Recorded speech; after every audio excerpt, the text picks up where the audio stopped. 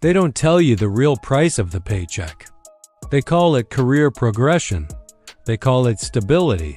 They call it being a team player, but you know the truth. You feel it every morning when the alarm cuts through the silence like a knife. You feel it in the pit of your stomach when you sit down at that desk. You are being hollowed out.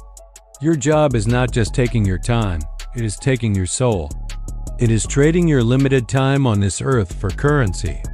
Currency that you are too exhausted to enjoy, in exchange for a dignity you have to check at the door every single day. You are standing in the middle of your own life, but you are not living it, you are serving it. You are a cog in a machine that does not care about you, designed to crush your spirit until you are nothing but an obedient function. Stoicism teaches us that the only true good is character, and the only true evil is the degradation of that character. When your job forces you to compromise your principles, to act against your conscience, to become someone you despise just to pay the mortgage, you are not working. You are dying. Today, we are going to look into the darkness and identify the 7 signs that your job is destroying your soul.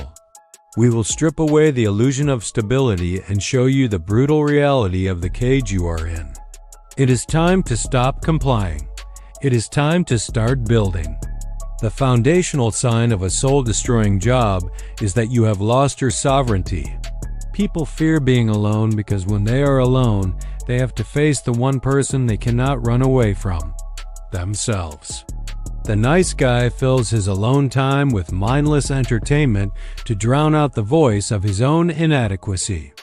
But you are not a nice guy. You are a man striving for mastery. When you spend time alone, you learn to become comfortable with discomfort. You learn to handle stress without needing someone to talk to about it. You learn to rely on your own judgment. Stoicism teaches us that external events cannot harm us. Only our interpretation of them can. When you are alone, you don't have anyone to complain to. You don't have anyone to blame. If something goes wrong, you fix it. If you are sad, you analyze why. If you are afraid, you act anyway. This builds a mental toughness that no amount of social interaction can replicate. It turns you into an island. Storms may rage around you, the waves may crash against you, but you remain unmoved. You become dangerous when you no longer need validation, when you no longer need to be liked. People who need to be liked can be manipulated. People who need approval can be controlled. But a man who is content in his own company, he is free. And a free man is an unstoppable man. Sign number 1, the silence of your conscience. You find yourself doing things you know are wrong, or ignoring things that are blatantly unethical, because that's just how business is done here. You are trading your morality for a promotion. You are turning a blind eye to corruption, to abuse, to the devaluation of human dignity. Because you are afraid of losing your seat at the table. But that table is not yours. When you ignore your moral compass to fit in, you are not acting like a leader. You are acting like a slave who is hoping for a slightly better master. Marcus Aurelius, the philosopher king, wrote that a man should not have to be told to be good. If your job requires you to be bad, to be dishonest, to be cruel, it is not a job. It is a slow, agonizing death of your character. A soul-destroying job makes you comfortable with the uncomfortable. It makes you tolerate the intolerable. If you have to sacrifice your principles to keep your job has already cost you more than it is worth. Sign number 2, the exhaustion of the spirit. This is not physical exhaustion. Physical exhaustion is cured with sleep. This is a profound, deep-seated emotional and spiritual emptiness that no amount of vacation time can fix. You wake up feeling heavier than when you went to bed. You are constantly drained, anxious, and resentful. You are giving your energy to a cause you don't believe in, for people you don't respect, in exchange for a lifestyle that leaves you too broken to enjoy. The attention seeker chooses compliance over competence. He chooses to follow the crowd, to repeat the popular slogans, to wear the right masks. because that is the quickest way to get a like. But you, as a man striving for mastery, must choose competence. Competence is not about what people think you can do. It is about what you can actually do when no one is watching. It takes courage to be incompetent in public. It takes courage to fail, to look foolish, to be ignored while you are in the learning phase. The attention seeker cannot handle this phase. They quit. Marcus Aurelius, in his Meditations, repeatedly tells himself to stop caring about his reputation and to focus only on doing his job well. He knew that fame is a rattle for children. You build true power when you master a skill so thoroughly that you do not need anyone to tell you that you are good at it. You just know. And that internal certainty makes you dangerous to the status quo.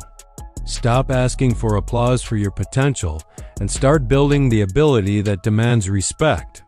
Sign number 3, the death of your dreams. You have stopped planning for your own future because you are too busy managing the present crisis of your job. You have forgotten what you wanted to build, what you wanted to master, what you wanted to become. You are working for your boss's dreams, not your own. You are trading your limited time on this earth for currency that you are too exhausted to enjoy. In exchange for a dignity you have to check at the door every single day. You are standing in the middle of your own life, but you are not living it. You are serving it.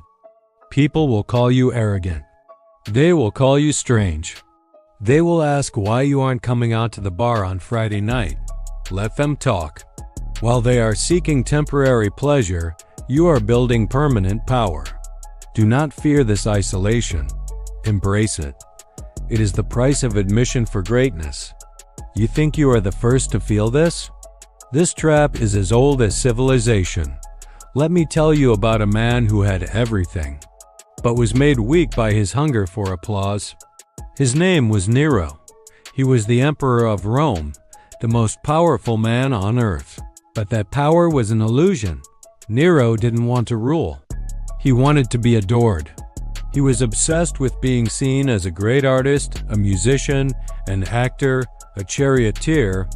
This need for attention made him weak in the ways that matter.